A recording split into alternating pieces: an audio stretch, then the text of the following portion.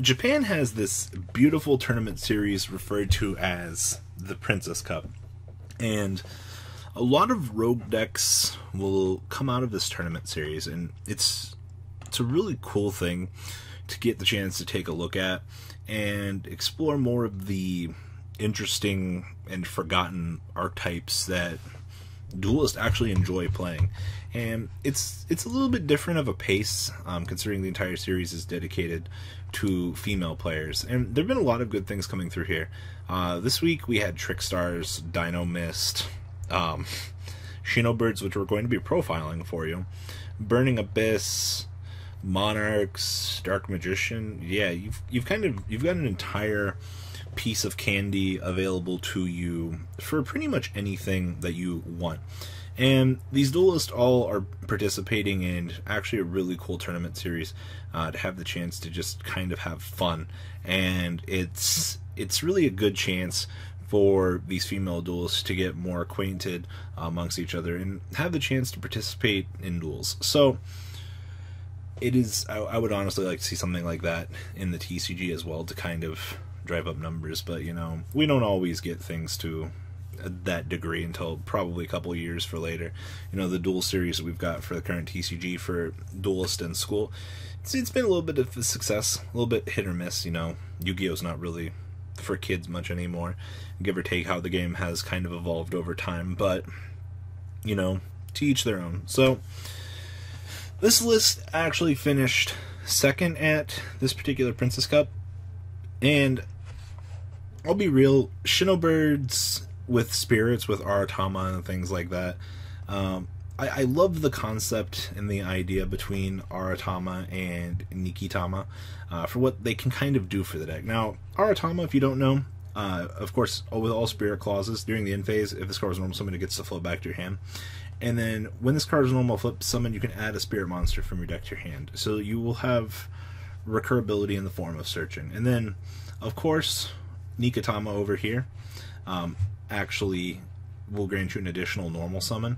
And then when this card's sent to the graveyard, you will get the ability to draw one card. You must control a spirit monster to activate and resolve this effect. So this was a little loop we had going for a little while. In TCG, people were starting to kind of test it, but there are actually things that this deck does besides that. Amano Ino Wata, God, I'm terrible with these names. Of course, it can't be special summoned. Monsters cannot activate their effects except for spirit monsters. And once returned during the end phase of this card was normal or flipped face up, gets to go back to the hand because it's spirit. So keep that in mind for kind of what you're getting yourself into when you are playing this deck. Because you are playing a spirit deck, they go back to the hand for your opponent to OTK you on the next turn.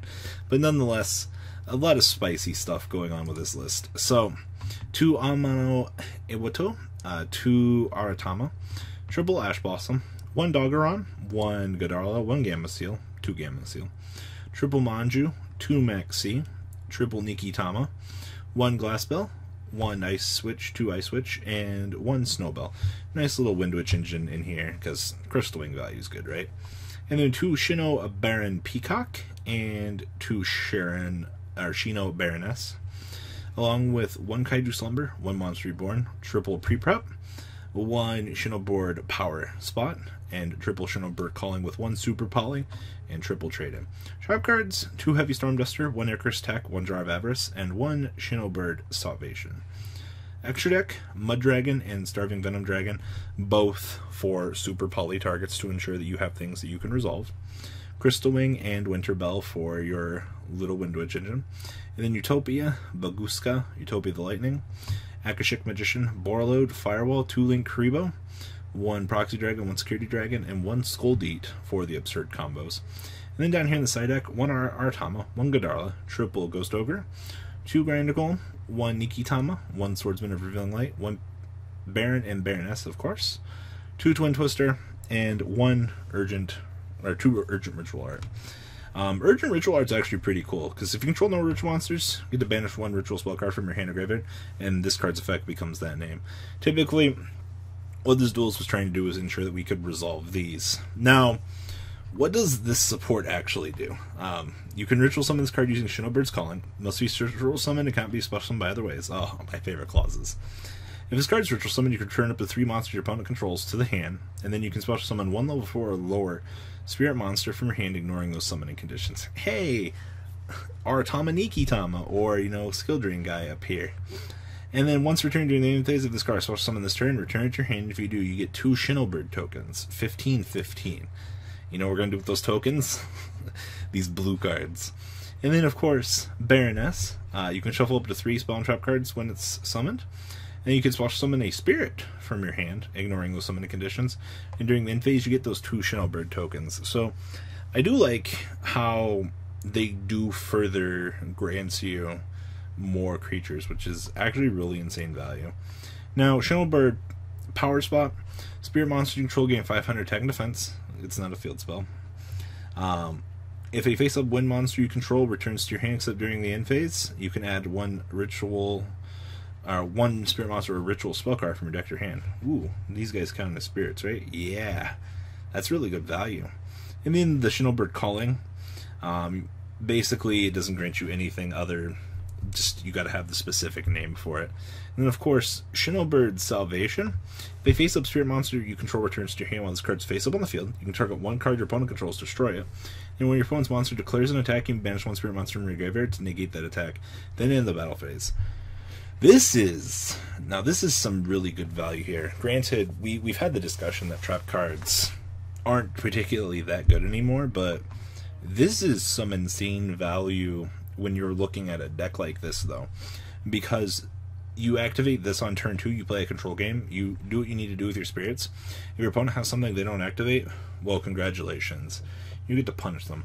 Also, you're going to have continuous flows of 1,500 tokens here, which is going to be absolutely amazing. And the fact that these things have just shuffle 3 and shuffle 3, that is some really ridiculous value. Also, you'll be able to spot removal your opponent's stuff and return the kaijus back to your hand with Peacock. Hello? Like, this is really good. The rest of the deck just kind of takes care of itself here. Side deck kind of will give you the additional numbers you need. I feel like you're going to be boarding out things that you don't really need here. For other things like Grinder Golems, depending on the matchup. You know, sometimes I'll dog on side decking additional things like this, but sometimes you need to just ensure, like, if your deck bricks, well, you need to make sure your deck doesn't brick as hard going into the next game, which it's not a terrible strategy. A lot of duels use it, but something to consider here. What kind of hands are we looking at here, just to kind of get into this? Well, we got a Wind Witch combo here. I'll be able to search and resolve some other stuff here. With Power Spot Manju, so we can kind of set up. We should be sitting on Crystal Wing Slumber with Power Spot. It's particularly not that bad. Double Shinobird Calling is a sadness, but I mean, we can kaiju away with Shinobird Calling and set up, and we're going to have Amanto Itawato. So, yes, go drain. Cool, so we can dump this away, draw. That's a brick, unfortunately. Trade in. If we can get further into the deck, we can get to stuff because of trade in. Kind of just depends. Oh, cool. Pre-prep Shinobird Calling and Wind Witch. Wind Witch is a 2, and I'm still drawing them like it's my job. Ooh, double Shinobird. I wish these things had actual effects, but there's not much you can do. Oh, cool. Once again, we have the Wind Witch engine. Like I said, unfortunately, like, this deck does have a little bit of brick to it. I mean, who needs to brick when you open up your 2 of Ice Bell? But there is bricking to this, which it's not necessarily a bad thing. It comes with all of the decks in the game. But as somebody that enjoys innovation, the chance to kind of test out new things, this is a very fresh sigh of relief, honestly, into the game of Yu-Gi-Oh! Because you get the chance to see things. You get the chance to see new duelists come to the stages, and honestly, new things as well. So, as with every deck profile, you know, I wanted to post this so you guys could get the chance to take a look at this, see if there were things you wanted to adjust, kind of follow the framework that this duelist has left behind for you guys, and kind of decide where you want to go with it. If you want to go with it anywhere, you don't have to. I know my friend was originally wanting to test Shinobirds with spirits, but that idea has kind of come kind of full circle and kind of died. So what do you guys think? Leave a comment down below.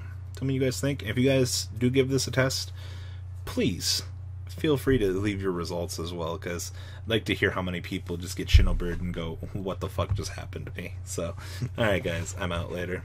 The ride never ends, guys. Make sure you enable those notifications to get the latest videos that are being posted on this channel. Make sure you guys check out VanCole40 for my Cardfight Vanguard channel. And join me and House of Champions on the Zodiac Duelist TV Twitch stream. We'll be interacting with our audiences. And please check out No Limit Gaming and LGTCG.com for the cheapest trading cards on the market. Thanks for watching, guys, and please have a good day.